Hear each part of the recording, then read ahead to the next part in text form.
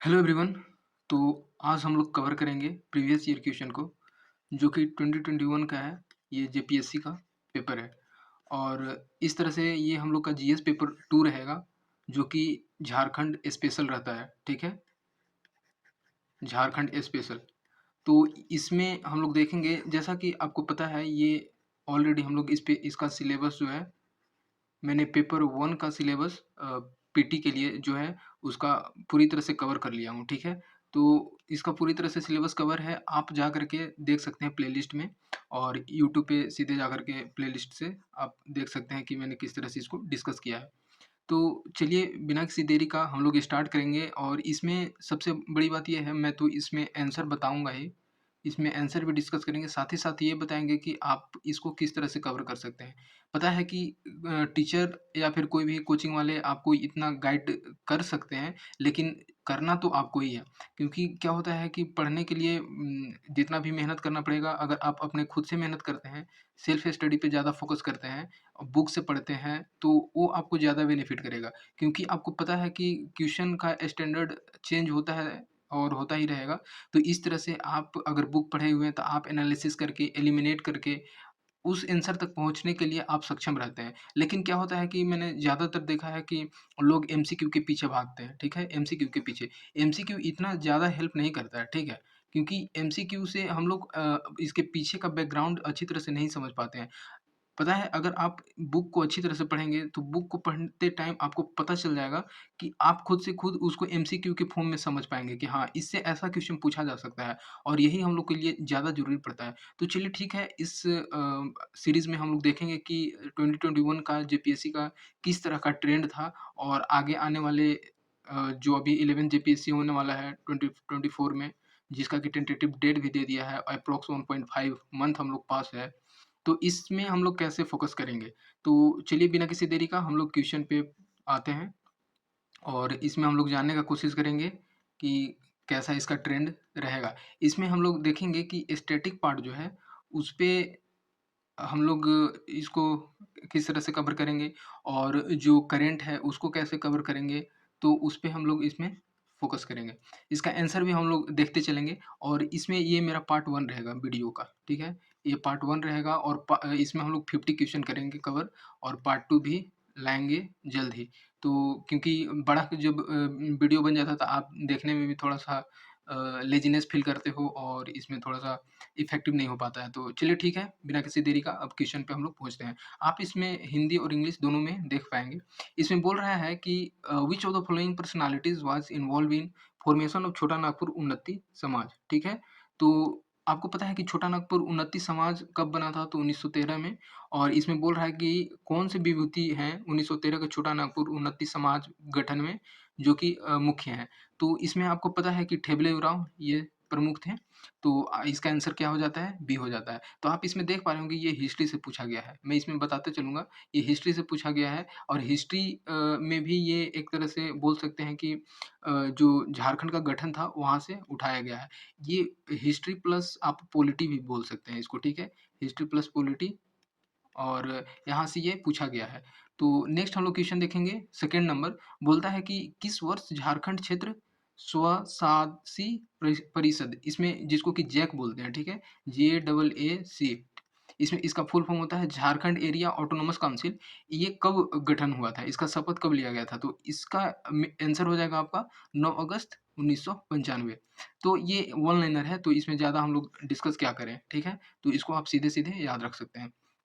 और ये स्टैटिक है, तो ये पूछा भी जाता है इस तरह से, आपको ये ध्यान रखना है। नेक्स्ट हम लोग देखेंगे थर्ड नंबर, इसमें बोलता है कि which party raise the slogan Jharkhand अबुआ डाकू दिको सिनुआ, ठीक है? इसका मतलब यहाँ पे आप देख सकते हैं कि 1952 में, ठीक है, आम सभा चुनाव में नारा दिया गया था, क्या है?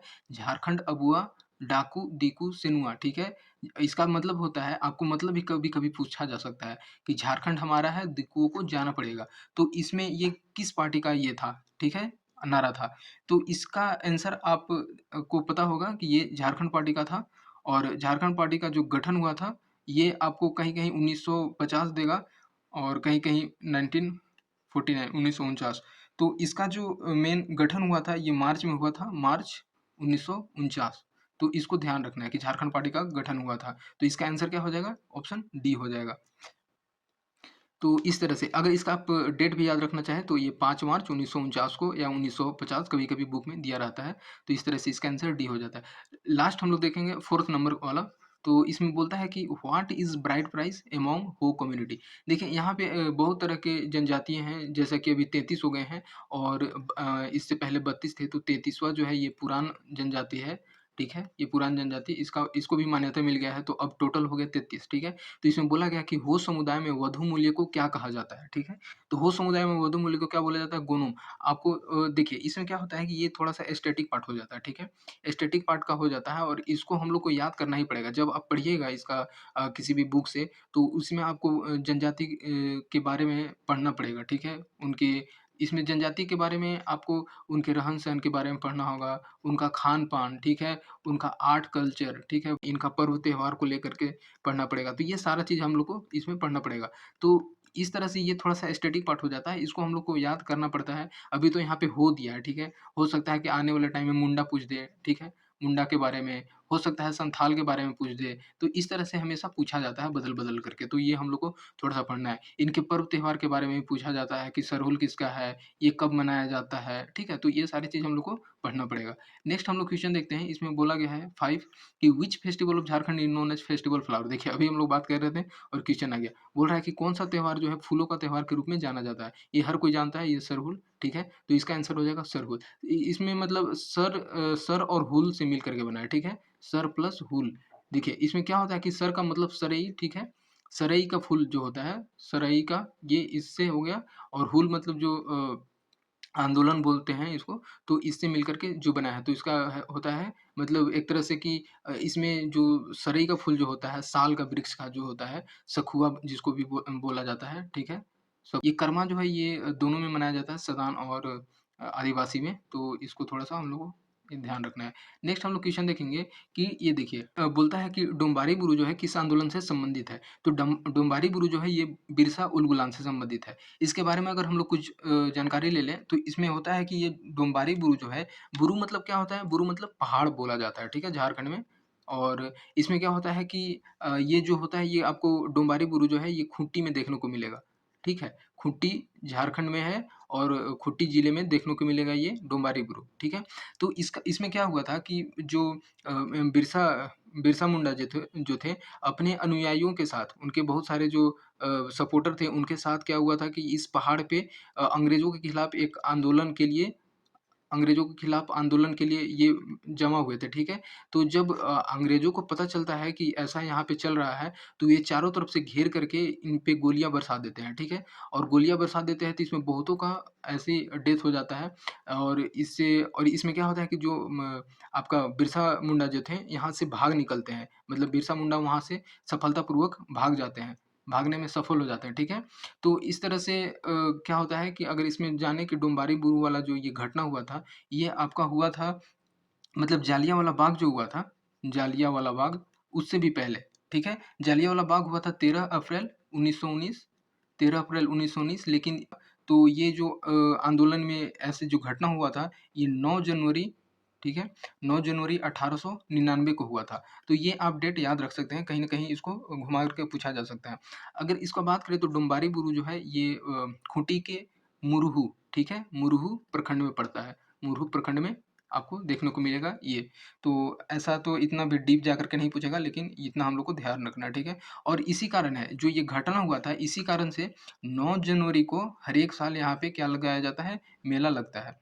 तो ये आप थोड़ा-सा याद रख सकते हैं। जनरली ऐसा होता है झारखंड में कि कहीं-कहीं ऐसा घटना हुआ है तो वहाँ पे मेला लगाया जाता है उनको याद के लिए या फिर ये चीज़ जो कि हमेशा याद बना रहे। एक और यहाँ पे ख़ास ये है कि यहाँ पे एक पिलर है, ठीक है? इसका लंबाई जो है ये 110 फीट का है, ठीक है? तो 110 फीट का पिलर है, इनके याद में यहाँ पे जो लोग शहीद हुए थे, उन्हीं की याद में ये बनाया गया है। तो ये चीज़ ध्यान रखने में हम लोग के लिए सही रहेगा।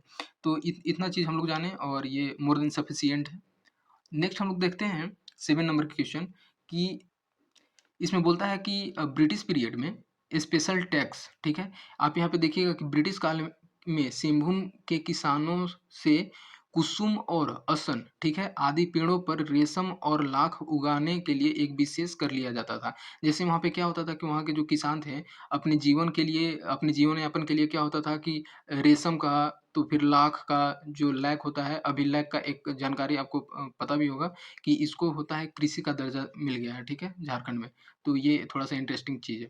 तो यहाँ पे क्या होता है कि खेती करते थे, लाख का और रेशम का। तो उसके लिए क्या था कि अंग्रेज़ बताओ इस पे भी टैक्स लेने लगे। जब अंग्रेज़ यहाँ पे भी टैक्स लेने लगे, तो उसका एक स्पेशल नाम दिया गया था, ठीक है? जो उस टैक्स का स्पेशल नाम था, उसको हम लोग बोलते थे दाल काटी, ठीक है? तो इसका आंसर हो जाएगा दाल काटी। तो ये देखिए थोड़ा-सा हिस्ट्री से रिलेटेड है, हिस्ट्री से स्टैटिक पार्ट से है। मतलब आप हिस्ट्री से इसको रिलेट कर सकते हैं और हिस्ट्री में आपको, आप जब पढ़िएगा डीपली, तो ये चीज़ देखने को मिलेगा। तो यहाँ पे हम इसको, इसका इसका आंसर जो हो जाता है, ये दाल काटी हो जाता है, तो आप इसको ध्यान रख सकते हैं। नेक्स्ट हम लोग देखेंगे 8 नंबर क्वेश्चन। इसमें बोल रहा है, ये भी देखिए स्टैटिक पार्ट से, ये देखिए एक तरह से बोल सकते हैं आर्ट एंड कल्चर से, ठीक है? आर्ट एंड कल्चर से जो है ये पूछा गया, जैसे शौर्या पहाड़िया बेरू गोसाई की पूजा किस प्राकृतिक शक्ति से करते हैं? इसको देखिए आप 2 तरह से इसको मिला सकते हैं। एक जनजातीय पर्व त्योहार से भी जोड़ सकते हैं इसको, ठीक है? जनजातीय पर्व त्योहार से, प्लस में इसको आप एक तरह से आर्ट एंड कल्चर वाला जो पार्ट होता है, ठीक है? कला संस्कृति एक हम लोग को पढ़ना है, तो वहाँ से भी इसको आप लोग जोड़ सकते हैं कि हाँ, यहाँ से पूछा गया है। तो इसमें पूछ रहा है कि बेरू गोसाई जो है, ठीक है? ये बेरू गोसाई शौर्या पहाड़िया करते हैं, ठीक है? ये भी पूछ सकता है कि बेरू गोसाई किस जनजाति के लिए है? तो शौर्या पहाड़िया के लिए है। तो ये जो है, ये पूजा करते हैं किस प्राकृतिक देवता को? तो ये सूर्य देवता को, या फिर ऐसे भी आपको क्वेश्चन घुमा करके पूछा जा सकता है कि बेरू गोसाई जो है किस देवता से रिलेटेड है? तो सूर्य देवता से। तो इसका आंसर क्या हो जाएगा? इसका आंसर ये हो जाएगा। तो ये सब चीज़ याद करने के लिए है, आप याद कीजिएगा तो हो जाएगा।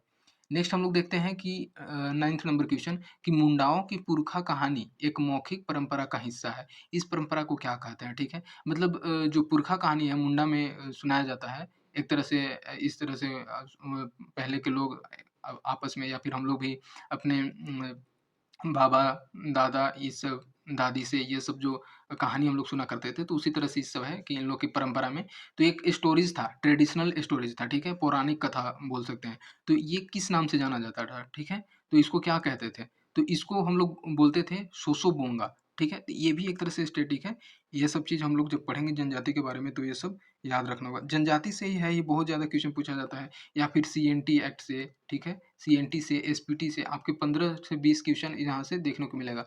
यहाँ हम बहुत अच्छे तरह से इसको सिलेबस के डिस्कस कर लिए हैं कि कितने क्वेश्चन पूछे जाएँगे, क्या इसका ट्रेंड रहेगा, तो आप देख सकते हैं जाकर के प्लेलिस्ट में। नेक्स्ट हम लोग देखेंगे, और साथ ही साथ आप लाइक, शेयर, सब्सक्राइब कर दीजिए ताकि आपको और अच्छा-अच्छा वीडियो मिले।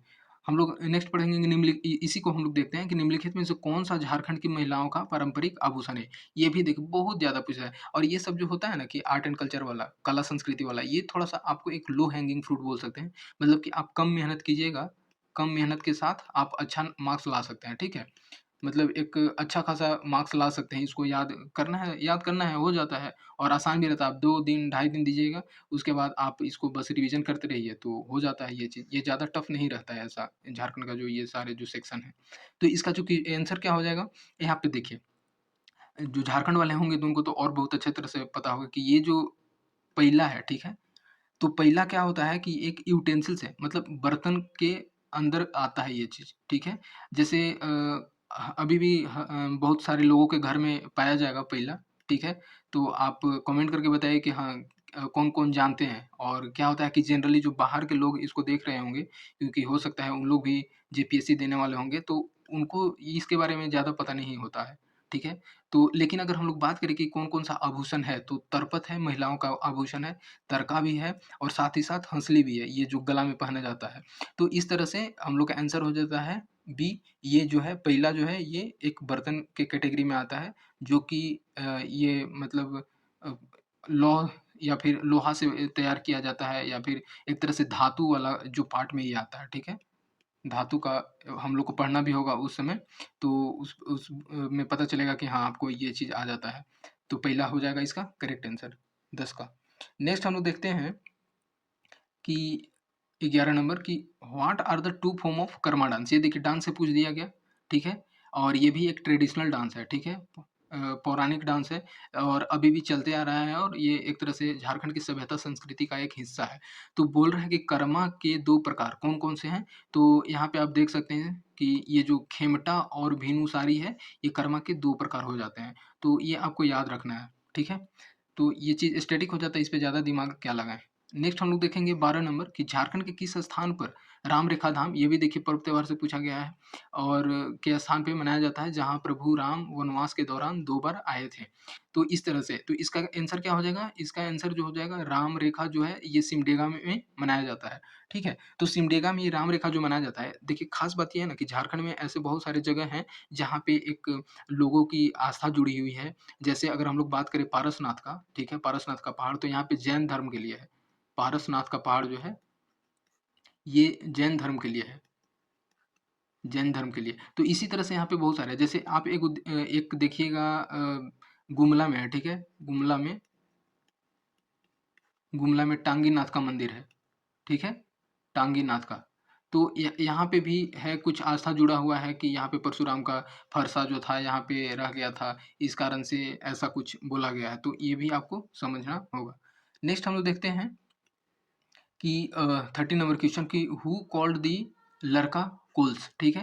कि हो लोगों को, ये देखिए होज लिखा है, मतलब हो लोगों को लड़का कोल किसने कहा था, ठीक है? तो ये भी आप हिस्ट्री में पढ़िएगा। तो हो लोगों को लड़का कोल किसने कहा था? तो ये एसआर टिकेल, ठीक है? एसआर टिकेल जो है ये हो लोगों को लड़का कोल कहा था। मतलब जो होता था कि ये लड़ने वाले हैं। लड़का से इसका जो होता है प्रोनाउंसिएशन, ये लड़ने में कुख्यात थे, विख्यात थे एक तरह से। खरवार भी जाते हैं आपको, ठीक है? तो इस तरह से इसको जो आर.के. टिकेल जो थे, ये लड़का कोल बोले थे। ये हिस्ट्री में पढ़िएगा तो ये स्टैटिक ही हो जाता है। नेक्स्ट हम लोग देखेंगे 14 नंबर क्वेश्चन कि मटूरा कहानी, ठीक है? मटूरा कहानी जो मुंडा लोक कथाओं का संग्रह के लेखक कौन है? ये देखिए आपको पता है कि झारखंड के जो ये जेपीएससी या जेएसएससी होता है, इसमें होता है बुक से भी पूछेगा, बुक एंड ऑथर दोनों से पूछा जाता है। तो इससे आपको थोड़ा-सा ध्यान रखना है और इसमें क्या होता है कि अभी जो करंट में है, वो चीज़ तो हम लोग को पढ़ना ही है, लेकिन कुछ-कुछ इतने फेमस जो होते हैं, ठीक है? फेमस कहानी, फेमस बुक जो होते हैं, उसको बार-बार रिपीट किया जाता है। प्रीवियस ईयर में भी किया जाता है, मतलब एग्ज़ाम ऐसे रिपीट करते रहते हैं। तो इसी तरह से हम लोग देखेंगे कि जो मटूरा कहानी है, इसके लोक कथाओं का संग्रह के लेखक कौन है? तो ये आपका हो जाएगा, ये हो जाएगा मिनास आडेया, ठीक है? मिनास ओरेया, ऐसे इंग्लिश में प्रोनाउंसिएशन होता है, लेकिन ऐसे हिंदी में मिनास आडेया। तो इसका लेखक हो जाएगा मिनास आडेया। नेक्स्ट हम लोग देखेंगे 15 नंबर क्वेश्चन कि which Christian priest is known for the commendable work on Ram कथा। देखिए इसमें बोला गया है कि जो किस ईसाई पादरी को राम कथा पर किए उल्लेखनीय कार्यों के लिए जाना जाता है। इन्होंने राम कथा लिखा था, तो इन इसमें से कौन जो है ये राम कथा लिखे थे? और आपको बता दें आंसर देने से पहले कि इन्होंने तुलसीदास, ठीक है? तुलसीदास और ये सारे जो थे इनके एक तरह से मतलब फॉलोवर थे। ये अच्छा खासा उनको फॉलो करते थे, उनको मानते थे। तो इसी में से एक हैं जो कि राम कथा लिखे थे। तो राम कथा के लिखने वाले इसमें कौन हो जाएगा? बुल्के, फादर बुल्के हो जाएँगे, ठीक है? फादर कामिल बुल्के, ये पढ़ना भी हम लोग को अपना जो लोअर क्लास में पढ़ना पड़ता है, इनके बारे में कुछ है। तो ये चीज़ हो जाएगा आपका फादर कामिल बुल्के। नेक्स्ट हम लोग देखेंगे, ये भी आपका एक तरह से देखिए बुक से पूछ दिया गया, मतलब 2 1 3 क्वेश्चन, मतलब 3 मिनिमम 3 तो पूछ पूछ लिया ही जाता है। ये आपका आ जाता है मिसलेनियस पार्ट में, ठीक है? तो यहाँ से आप रिलेट कर सकते हैं। इसमें बोल रहा है कि dust storm and hanging mist, देखिए ये एक तरह से आपका है कि ओल्ड ओल्ड क्वेश्चन, मतलब आपको ओल्ड बुक का ट्रेंड है। तो इस तरह से आपको पूछेगा कि dust storm and hanging mist, ये हो सकता है कि कहीं न कहीं रिपीट भी कर दें आने वाले क्वेश्चन में। तो इसके लेखक कौन थे, ठीक है? तो ये कहा है कि इसके बारे में अगर ये भी पूछ सकता है कि ये जो dust storm and hanging mist है, ये किससे जुड़ा है? तो a study of Birsa Munda and his movement. तो इसमें बात किया गया है कि बिरसा मुंडा के जो लड़ाई हुए थे, जिन्होंने वो आंदोलन किए थे, उस पे लिखा गया है और छोटा नागपुर के जो बेस्ट पे। तो वो इसके लेखक कौन हो जाते हैं? तो इसका लेखक हो जाता है आपके ये के.एस. सिंह हो जाते हैं। तो के.एस. सिंह ये बुक लिखे थे, ये the dust storm and hanging mist. तो ये आपको थोड़ा-सा ध्यान रखना है। थोड़ा-सा स्टैटिक हो जाता है या तो इतना करना पड़ेगा। देखिए, अभी मैंने बोला और एक और बुक से पूछ लिया गया है।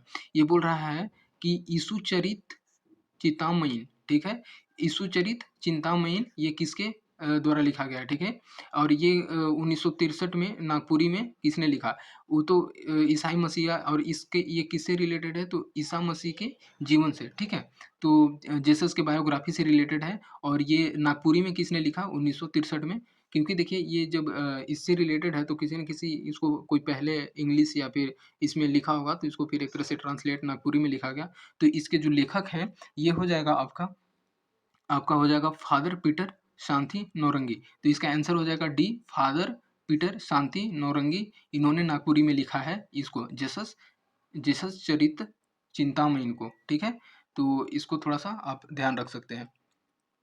नेक्स्ट हम लोग देखेंगे, देखिए बार-बार ऑथर और बुक से पूछा जा रहा है। Who is the author of Santhal Pargana district gazetted published in 1910। 1910 में प्रकाशित संथाल परगना जिला गज़ेटियर के लेखक कौन है? ठीक है? तो ये आपको याद रखना है और ये थोड़ा-सा अच्छा इम्पोर्टेंट बन जाता है। इसका आंसर हो जाएगा आपका बी, ये एलएसएसओ मैली, ठीक है? एलएसएसओ मैली इसके लेखक हैं। ये संथाल परगना जिला गज़ेटियर के। ये पूछ देगा आपको कि कब प्रकाशित हुआ? तो 1910 में। देखिए प्रीवियस ईयर करने का ये मतलब नहीं रहता है कि बस हम लोग को आंसर तक पहुँचना है।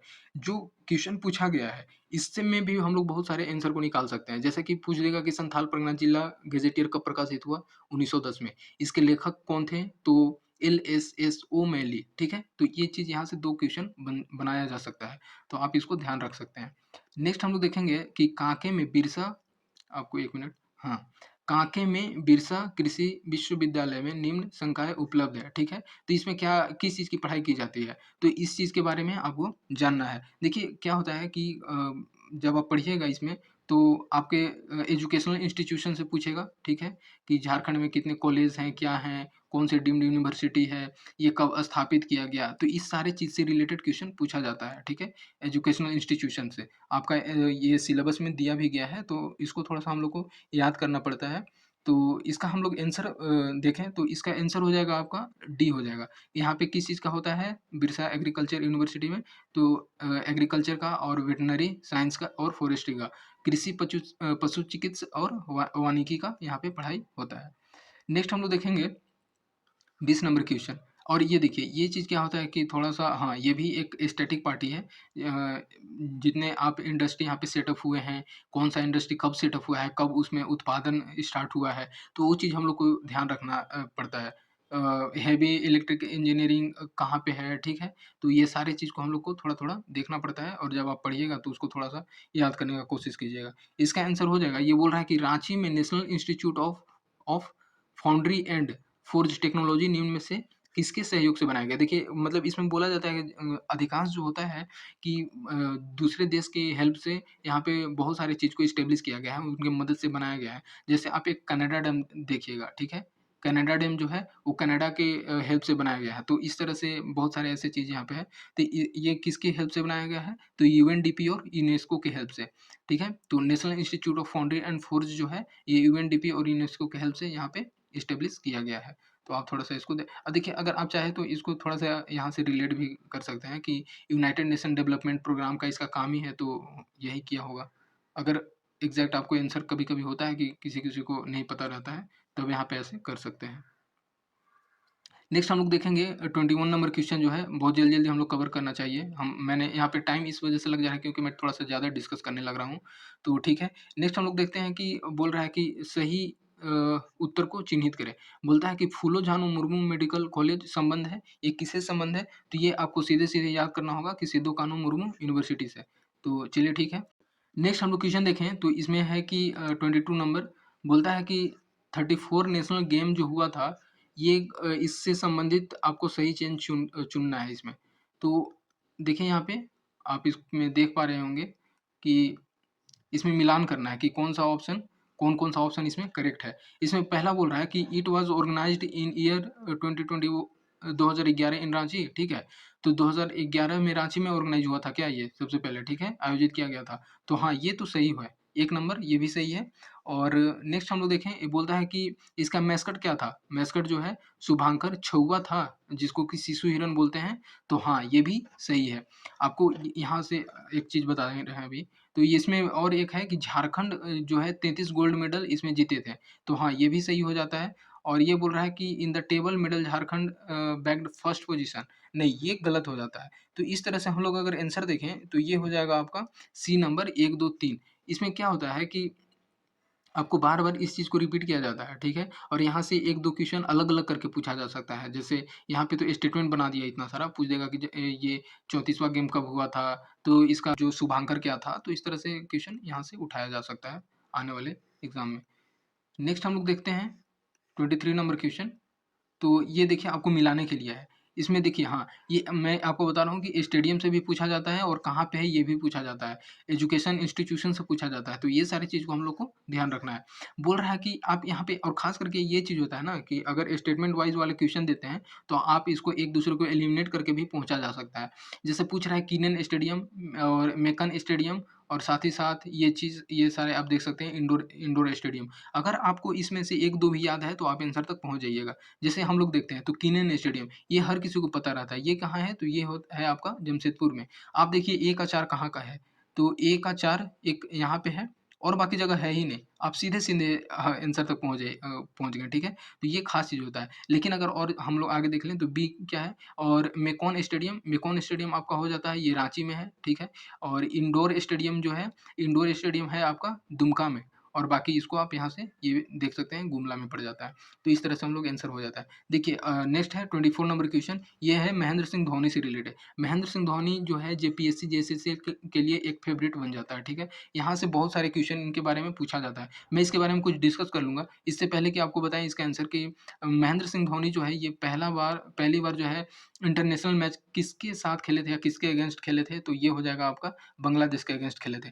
महेंद्र सिंह धोनी के बारे में कुछ जानें तो इनका जो होता है जन्म होता है ये 7 जुलाई, ठीक है? 7 जुलाई 1981 को हुआ था। जैसे ये जो टी-शर्ट है इसी पे है, उनका जो टी-शर्ट का नंबर है ये 7 पर अभी देखिए क्या है कि जो बीसीसीआई है इनके टी-शर्ट को मतलब अब ये निर्णय लिया है कि इसको शामिल नहीं किया जाएगा मतलब अब किसी और प्लेयर के लिए नामित नहीं किया जाएगा। इसको हटा दिया गया है बीसीसीआई इस टी-शर्ट के नंबर को, ठीक है? तो इस तरह से आप याद रख सकते हैं कि उनका जन्म हुआ था 7 जुलाई 1981 को, ठीक है? और क्या होता है एक और चीज़ यहाँ पे देखें कि 2007 में जो टी20 जो वर्ल्ड कप होता है, इसमें विनर थे और यहाँ पे फिर 2011 के वनडे में भी ये लाए वर्ल्ड कप, ठीक है? तो ये यहाँ से हम लोग को 2 फैक्ट मिलता है और साथ-साथ इसको इनको एक और चीज़ देखें तो ये महेंद्र सिंह धोनी को लेफ्टिनेंट, ठीक है? लेफ्टिनेंट कर्नल का उपाधि दिया गया है। इंग्लिश में ऐसे लिखा जाता है। तो लेफ्टिनेंट कर्नल का इनको उपाधि दिया गया था, ठीक है? और इनको पद्मश्री भी मिल गया है, पद्म भूषण भी मिल गया है, राजीव गांधी खेल रत्न भी मिल गया है। तो ये सारी चीज़ हम लोग इनके बारे में जान सकते हैं, जो कि कहीं न कहीं किसी और एग्ज़ाम में या फिर आने वाले एग्ज़ाम में इसको रिलेट करके पूछा जा सकता है। नेक्स्ट हम लोग देखते हैं कि आपका यहाँ प्लेयर का नाम दिया गया है और रिलेटेड गेम है, ये किससे रिलेटेड है, ठीक है? तो इसमें कुछ ऐसे होते हैं कि आप उसको सीधे-सीधे एलिमिनेट कर सकते हैं या सीधे-सीधे पहुँचा जा सकता है आंसर तक। तो इसमें बोला गया है कि जो सिलवानुस डुंगडुंग है, ये किससे रिलेटेड है? ये हॉकी से रिलेटेड है। तो ए का 4 देखिए कहाँ-कहाँ है, तो यहाँ भी है, यहाँ भी है। ये तो 2 तो गलत हो जाता है, ठीक है? नेक्स्ट हम लोग देखते हैं कि जो शुभ लक्ष्मी है, ये शुभ लक्ष्मी जो है, ये किससे रिलेटेड है? तो ये आपका हो जाएगा ये हो जाएगा क्रिकेट से, ठीक है? शुभ लक्ष्मी किससे रिलेटेड है? तो क्रिकेट से। देखिए बी का 3 कहाँ है? अच्छा यहाँ भी है। अब इस पे सी पे हम लोग का चला जा रहा है। तो प्रेमलता अग्रवाल किससे रिलेटेड है? तो प्रेमलता अग्रवाल जो है ये हो जाएगा माउंटेनिंग से। तो इनका यहाँ पे 2 कौन है? तो इसमें 2 हो जाता है। यानी कि हम लोग का आंसर हो जाएगा ये सी हो जाएगा, ठीक है? तो इस तरह से बाकी जो है अरुणा मिश्रा आप इसको देख सकते हैं, ये बॉक्सिंग से रिलेटेड है। नेक्स्ट हम लोग देखें 26 नंबर क्वेश्चन कि when was the international cricket stadium constructed by Jharkhand state cricket association, ठीक है? झारखंड स्टेट क्रिकेट एसोसिएशन की ओर से अंतर्राष्ट्रीय क्रिकेट स्टेडियम का निर्माण कब किया गया? तो ये भी स्टैटिक हो जाता है। देखिए स्टेडियम से आपको 2 क्वेश्चन पूछ लिया गया, प्लेयर से भी 1 क्वेश्चन पूछ लिया गया। तो ये चीज़ हम लोग को ध्यान रखना है। ये कब हुआ था? तो 2013 में हुआ था। झारखंड क्रिकेट ये स्टेट एसोसिएशन के द्वारा ये इसका इंटरनेशनल क्रिकेट स्टेडियम का निर्माण हुआ था 2013 में। ये चीज़ ध्यान रख सकते हैं। देखिए सीएनटी एसपीटी जैसा कि आपको पता है ये बहुत ज़्यादा इससे क्वेश्चन पूछा जाता है। बोल रहा है कि which section of CNT act talk about the right of occupancy रैयत फॉर यूज ऑफ लैंड, ठीक है? तो इसमें बोल रहा है कि छोटानागपुर काश्तकारी अधिनियम की कौन-सी धारा भूमि के उपयोग के संबंध में अभियोगी रैयत के अधिकार के बारे में प्रावधान करती है, ठीक है? तो इसमें क्या है कि सीएनटी एसपीटी एक्ट जब आप पढ़िएगा तो आपको अच्छे से इसको पता होगा। ये जो हो जाएगा आपका सेक्शन 21 में जो है इस चीज़ के बारे में डिस्कस किया गया है, रैयत के बारे में, ठीक है? राइट ऑफ ऑक्यूपेंसी ऑफ रैयत। तो इसको आप रिलेट कर सकते हैं और आप इसको हम लोग डिटेल से पढ़ेंगे आने वाले वीडियो में। सीएनटी एसपीटी को और अच्छे से पढ़ेंगे ताकि सारा क्वेश्चन जो उससे पूछा जाए वो क्लियर हो जाए। वो थोड़ा-सा स्टैटिक होता है, उसे अगर आप अच्छे से पढ़ जाइएगा तो 100% उससे क्वेश्चन बनना तय है, ठीक है? तो यही चीज़ है। नेक्स्ट हम लोग देखते हैं 28 नंबर की under which act who has the power to order for survey and preparation of record of right. तो इसमें बोलता है कि ये जो सीएनटी एक्ट है, ठीक है? उसके अंतर्गत सर्वेक्षण करने और अधिकार अभिलेख तैयार करने का आदेश किस-किस शक्ति में है, ठीक है? वो कौन ऐसा तैयार कर सकता है?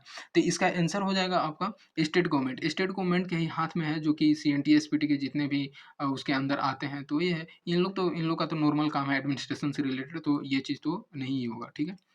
तो इसका आंसर हो जाएगा स्टेट गवर्नमेंट। नेक्स्ट देखते हैं कि korkar land is also known as, ठीक है? कोरकर भूमि को जाना जाता है, किस नाम से जाना जाता है? तो कोरकर भूमि को दूसरे नाम से एक जाना जाता है कि इन सारी चीज़ को आपको अच्छे से याद रखना है क्योंकि आपको कभी-कभी एक लाइनर भी बना सकता है। जैसे इसका हो जाएगा कि ये भाभला, खानवत, हाँ, इसके इस नाम से भी जाना जाता है, जलशासन से भी, अरियत से भी। तो यानी कि इसका ऑप्शन हो जाएगा डी करेक्ट हो जाएगा कि यह सभी हो जाएगा। तो कोरकर भूमि को इस नाम से जाना जाता है। तो ये आप देख सकते हैं इंग्लिश में भी कि भाभला, खानवत, जलशासन, ठीक है? जलशासन और अरियत। जलशासन, अरियत और ये सारी चीज़ नाम से जाना जाता है। नेक्स्ट हम लोग देखेंगे 30 नंबर क्वेश्चन कि which one of the following is not a class of tenants, ठीक है? निम्नलिखित में से कौन काश्तकारी के वर्ग में नहीं है, ठीक? तो इसका आंसर क्या हो जाएगा कि ये आप इसमें देख सकते हैं कि भुइँयार खूँटी काटी कटीदार, ठीक है? खूँटी कटीदार, तो ये थोड़ा-सा इनको है कि एक अच्छा खासा रिज़र्वेशन प्रोवाइड है कि इस पे थोड़ा-सा एक अच्छे से इसको वॉच करना है। तो ये क्या है कि काश्तकारी के वर्ग में नहीं है, तो ये भुइँयार खूँटी कटीदार।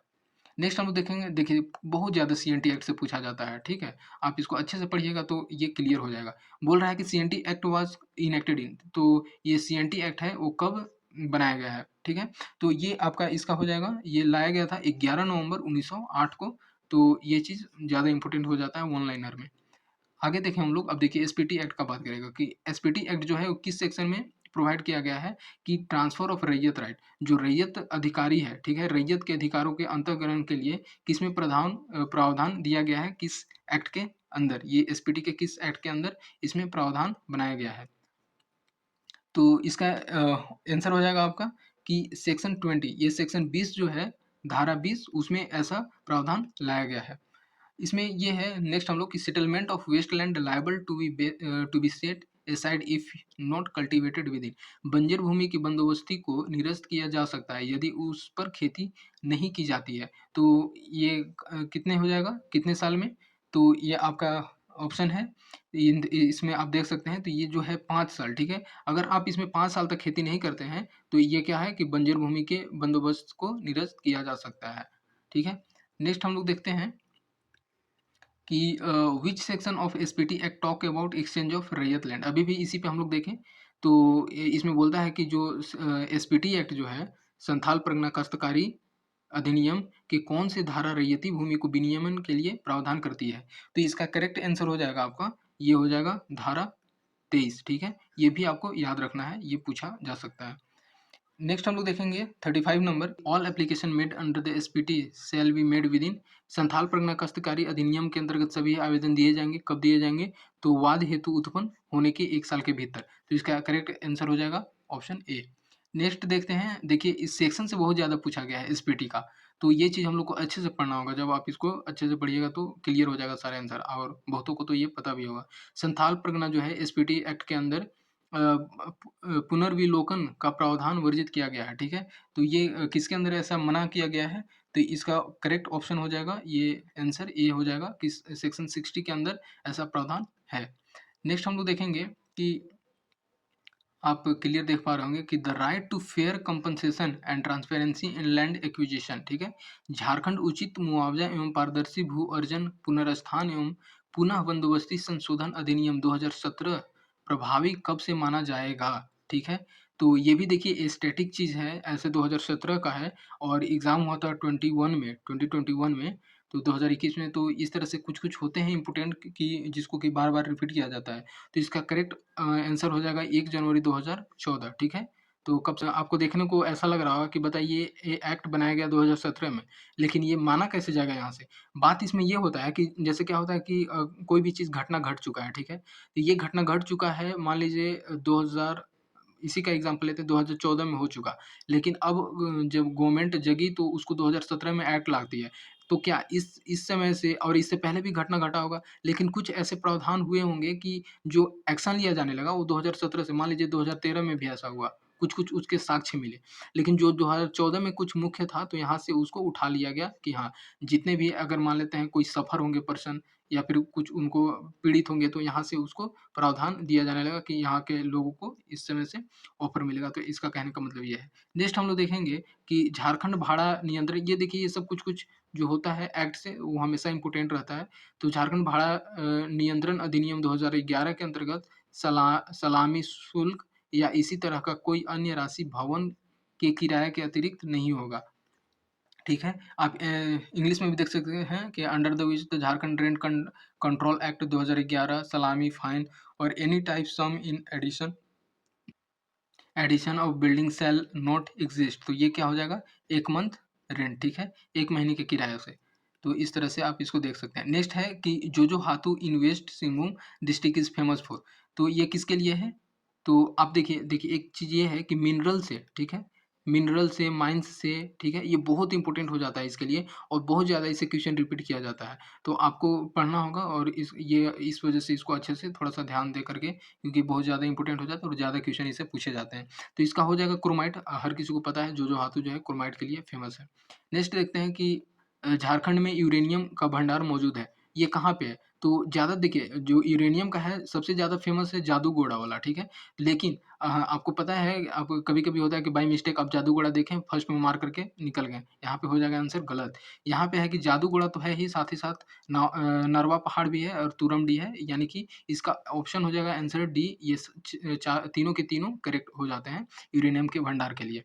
नेक्स्ट हम लोग देखेंगे 41 नंबर क्वेश्चन बोल रहा है कि मोतीझरा वाटरफॉल हाँ, जब आप जियोग्राफी पढ़िएगा तो वहाँ पे वाटरफॉल, हॉट स्प्रिंग, गर्म जलकुंड, ठीक है? हॉट स्प्रिंग, वाटरफॉल ये सारी चीज़ें बहुत ज़्यादा इम्पोर्टेंट हो जाता है। तो इसका जो है कि मोतीझरा कहाँ पे है? तो ये आपका हो जाएगा अजय, ठीक है? अजय नदी पे अजय नदी पे आपको मिलेगा मोतीझरा वाटरफॉल जलप्रपात।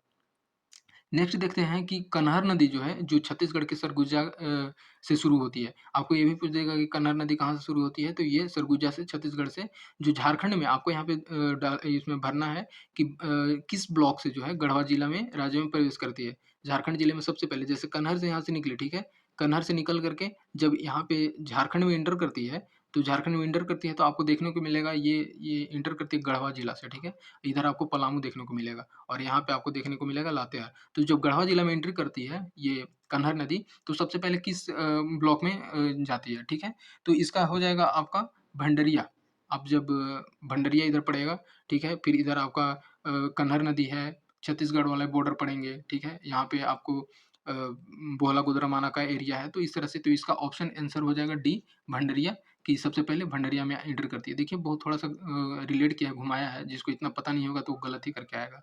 तो ऐसे कि कुछ-कुछ क्वेश्चन होते हैं जो छोड़ने के लिए ही बने होते हैं। देखिए, पीपरवार, अशोक, सराधु, मगध कोयले की खदानें ऊपरी जो है दामोदर घाटी के सामुदायिक विकास खंड में स्थित है। तो ये कहाँ पे स्थित है? तो आपको इसमें जानना होगा कि ये जो है टंडवा, ठीक है? टंडवा ये जितने जैसे आप अगर आपको ज़्यादा नहीं पता होगा, अगर पीपरवार भी पता होगा या फिर ये देखें अगर मगध तो आप इसको सीधे रिलेट कर सकते हैं। इसको ज़्यादातर अगर इसको पता नहीं होगा तो क्योंकि ये जो एरिया पड़ता है ये चतरा में है। तो इस तरह से ये जो टंडवा जो है उसी के बगल में है। तो आप वहाँ पे इसको सही कर सकते हैं। तो दामोदर घाटी के सामुदायिक विकास खंड में जो है ये टंडवा में स्थित है ये चीज़। नेक्स्ट हम लोग देखेंगे कि नगरी विलेज ठीक है is famous for the origin of river Swarnarekha. ये कहाँ पे है? ठीक है? तो ये तो पूछेगा कि कहाँ पे है, लेकिन यहाँ पे ये नहीं पूछा गया है कि साथ ही साथ जो नगरी विलेज जो है, वहाँ से कौन-कौन से नदी निकलते हैं, ठीक है? तो ये देखिए ये बहुत ही ज़्यादा फेमस हो जाता है, ये आपको राँची में देखने को मिलेगा और ये इसका हो जाएगा साउथ कोल जो है, ठीक है? ये मान लीजिए अगर राँची है, तो यहाँ पे एक नगरी विलेज है, यहाँ पे साउथ कोयल निकलती है, इधर जाती है साउथ की तरफ और एक ये जो सुवर्ण रेखा है और ये सीधे जाकर के बंगाल की खाड़ी में आपको पूछेगा भी कि झारखंड में ऐसा कौन-सा नदी है जो सीधे बंगाल की खाड़ी में जाती है? तो ये हो जाएगा आपका स्वर्ण रेखा। तो ये चीज़ आपको और स्वर्ण रेखा की जो सहायक नदी है, ठीक है? ट्रिब्यूटरी जिसको बोलते हैं, सहायक नदी और ये इसका सहायक नदी है स्वर्ण रेखा का, ये खरकई है, ठीक है? खरकई, तो ये भी आप ध्यान रख सकते हैं। नेक्स्ट हम लोग देखेंगे 45 नंबर क्वेश्चन। अब हम लोग आज कम ही देखेंगे, 50 नंबर 5 और क्वेश्चन देख लेंगे। Which of the following is an example of ex situ conservation in Jharkhand. देखिए जब आप पढ़िएगा एनवायरनमेंट पढ़िएगा, ठीक है, एनवायरनमेंट वाले सेक्शन, तो उसमें आपको पढ़ना होगा दो तरह का होता है कंजर्वेशन। मतलब दो तरह से हम लोग किसी भी वहाँ के जीव को या फिर जो भी किसी भी नेशनल पार्क या फॉरेस्ट में रहता है उसको हम लोग संरक्षण कर सकते हैं। जैसे एक होता है एक्स सिटू, ठीक है, और दूसरा होता है इन सिटू। एक सीटू का कहने का मतलब होता है कि अगर कोई भी चीज़ यहाँ पे खराब हो रहा है, तो इसको दूसरे जगह ले जा करके वहाँ पे इसको अच्छा करके फिर हम इसको यहाँ पे वापस ला सकते हैं या यहीं पे रख सकते हैं। लेकिन इन सीटू जो है, तो ये अगर कोई जैसे मान लेते हैं नेशनल पार्क है, यहाँ पे अगर किसी चीज़ को हम लोग को कंज़र्वेशन करना है, तो सारा जो भी काम होगा यहीं पे होगा उनके लिए और इस तरह से 2 तरह से होता है। बोल रहा है एक सीटू के लिए कि झारखंड में जो है एक सीटू के तो ये चीज़ आपका करेक्ट आंसर हो जाएगा जो बिरसा ये एक सीटू कंजर्वेशन के लिए है।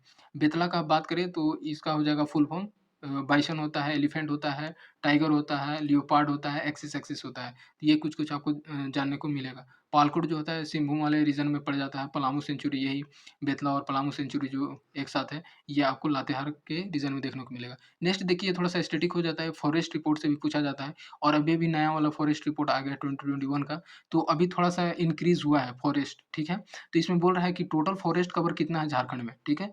भारत राज्य वन रिपोर्ट 2019 के अनुसार झारखंड में कुल वन आरक्षित क्षेत्र कितने हैं? तो उस समय के अनुसार तो ये चीज़ सही हो जाएगा कि 29.62 लेकिन अभी जो हो गया है 29.76 हो गया है, ठीक है? तो ये आपको ध्यान रखना है।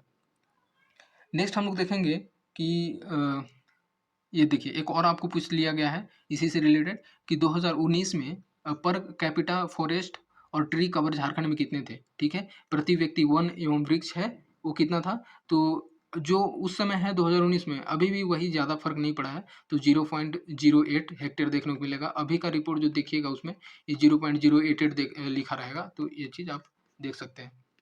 नेक्स्ट हम लोग देखेंगे 48 नंबर क्वेश्चन कि which of the following sanctuary of Jharkhand has got largest area in square kilometre. Jharkhand के किस सेंचुरी का क्षेत्रफल सबसे ज़्यादा है? सबसे बड़ा कौन-सा है?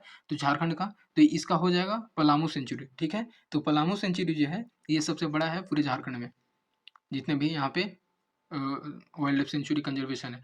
तो how many policies and the government has made to ensure industrialisation in Jharkhand. ये देखिए ये थोड़ा-सा स्टैटिक वाला पार्ट हो जाता है कि झारखंड में औद्योगिकरण सुनिश्चित करने के लिए सरकार ने कुल कितनी नीतियाँ बनाई हैं। तो इसका करेक्ट आंसर क्या हो जाएगा कि जो है ये 16 है, ठीक है? अभी देखिए ये बदल भी सकता है। अभी के लेटेस्ट के अनुसार हम लोग को देखना होगा इकोनॉमिक सर्वे तब जाकर के करेक्ट आंसर पता चलता है।